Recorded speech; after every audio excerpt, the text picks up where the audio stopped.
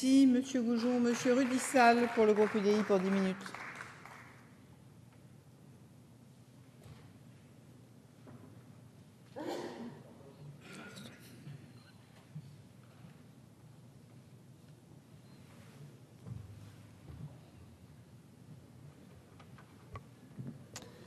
Madame la présidente, monsieur le ministre, monsieur le président, monsieur le rapporteur, mes chers collègues, qu'elles concernent le territoire national ou les ressortissants français à l'étranger, les menaces terroristes qui pèsent sur la France sont hélas bien réelles.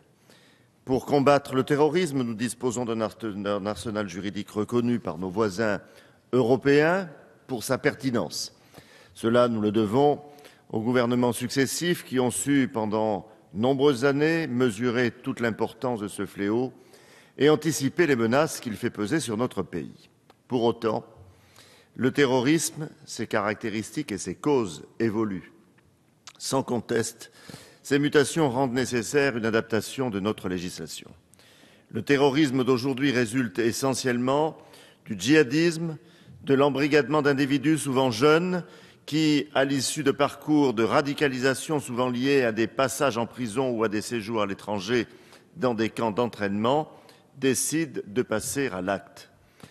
Au 30 mai 2014, près de 320 individus français ou résidant en France combattaient en Syrie.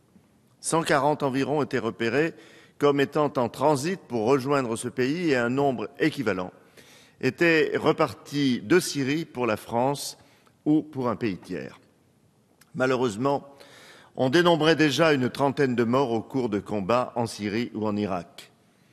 Cette radicalisation a été nourrie, encouragée, voire est née sur Internet à travers des sites faisant la propagande de la violence et notamment du djihad.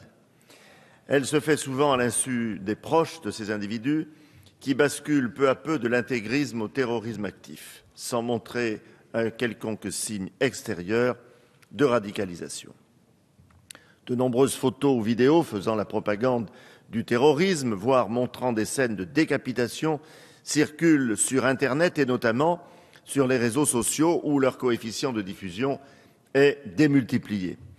Face à cette menace croissante, il est urgent d'adapter notre législation pour donner à l'État, à nos forces de police et à nos magistrats toutes les armes et tous les moyens de détection, d'identification et de répression dont ils ont besoin pour lutter efficacement contre le terrorisme.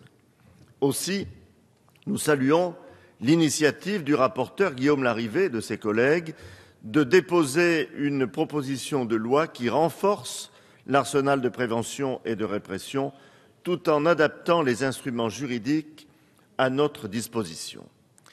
Certes, certains dispositifs ont déjà été mis en place pour lutter contre l'apologie du terrorisme par Internet. Je pense notamment à l'Office central de lutte contre la criminalité liée aux technologies de l'information et de la communication. En 2013, l'Office recevait près d'un signalement de sites de propagande terroriste par jour.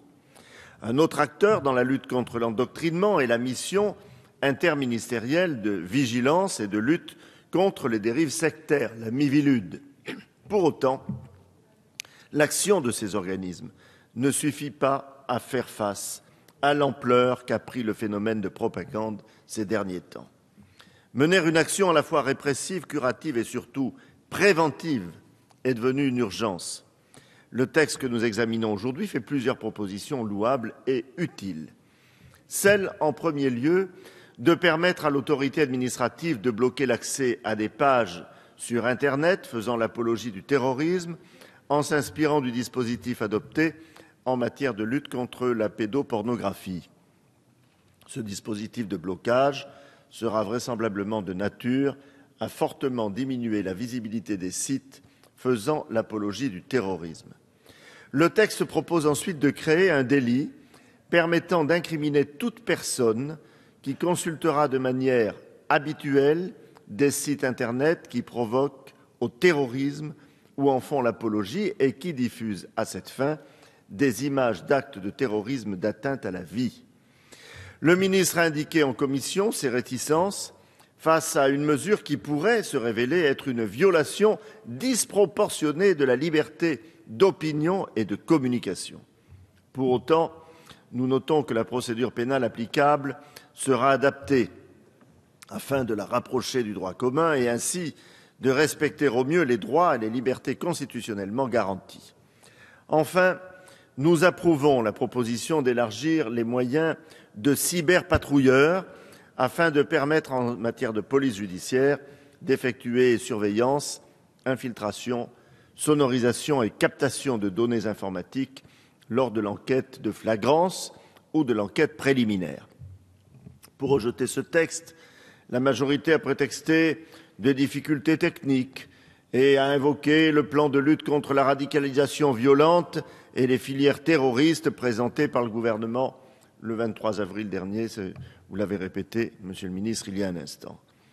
Ce plan est bien évidemment nécessaire et nous l'approuvons dans son principe. Nous notons par ailleurs que certaines mesures rejoignent celles de cette proposition de loi. Je pense notamment à la généralisation de l'enquête sous pseudonyme et aux mesures favorisant la suppression rapide des contenus, des illicites et des sites de recrutement. Pour autant, en adoptant cette proposition de loi, nous pourrions aller plus loin, doter dès maintenant les enquêteurs et les différents services impliqués dans la prévention du terrorisme d'instruments législatifs supplémentaires leur permettant de faire face au développement du cyber-djihadisme. La lutte contre le terrorisme et le djihadisme ne peuvent pas attendre. Nous avons l'occasion dès aujourd'hui d'améliorer notre dispositif législatif. Saisissons-la dans l'intérêt de nos concitoyens. Mes chers collègues, le groupe UDI votera cette proposition de loi qui vise à renforcer l'arsenal préventif de la France dans le respect des libertés fondamentales et de la protection des citoyens.